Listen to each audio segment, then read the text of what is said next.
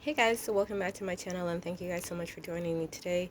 It's a very beautiful day in Munich and I did not forget my fans, so I just decided to pop on my phone and to talk a little bit about a very important topic, which is being disingenuous. Now, if you guys know a little bit about this topic, you would know that I try to steer clear of judgment of others, but sometimes it's kind of hard.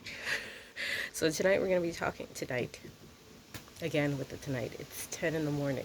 Like, what am I talking about? Anyways, so we're going to be talking about being disingenuous and if it's really a problem as I think it is. Let's get into the definition first of what it means to be disingenuous.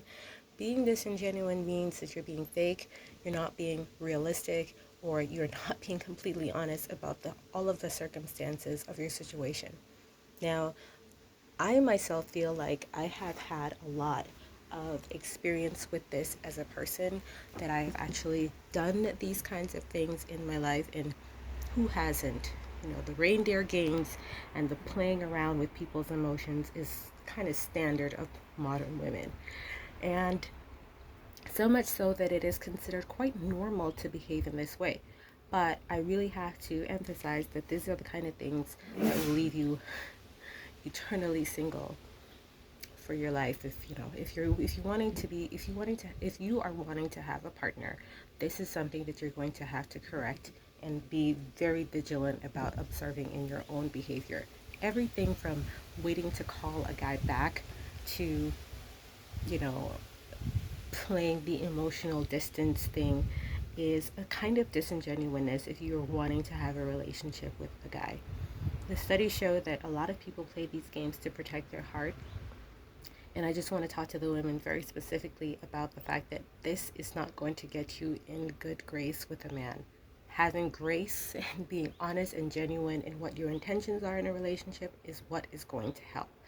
And the reason for that is because women are not actually the ones that decide whether or not they end up in a relationship with a guy. The only thing that we have control over in said interaction, so to speak, is our bodies. We give men access to our bodies, so we decide who we will entertain long enough to make that decision.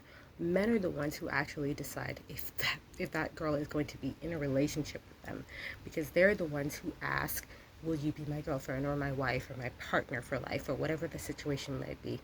They're the ones who know from the beginning on, outside of aesthetics, that they want to be in a relationship way with you. And so you actually have very little control over whether or not he chooses you.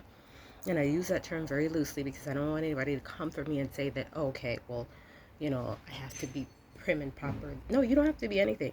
Be yourself, and that's the point, is that disingenuous behavior, tricking, luring, guilting a man into wanting to pick you over somebody else is very, very manipulative and dishonest, and it will end up working to your disadvantage. And I find that women play these games a lot because they've set their sight on a particular person that does not want them. The best thing for you to do is to just move on and find somebody else who sees value in you.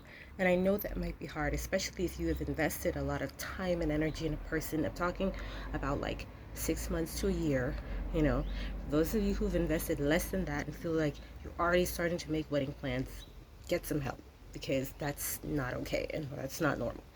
But if you're investing so much time in a guy and he is not feeling you and he's not professing his undying love to you and others, and people, you and others meaning the people who are important to him in his life, then this is a clear sign that this guy does not have a plan for you. And men usually come into relationship situations with a plan, and not has anything to do with you necessarily specifically, but a man reaches a stage in his life where he knows that I'm looking for a wife, or I'm looking for something more serious. And then you just fall into that space because you fit his criteria. Men might meet the perfect woman, but they're not in the perfect situation.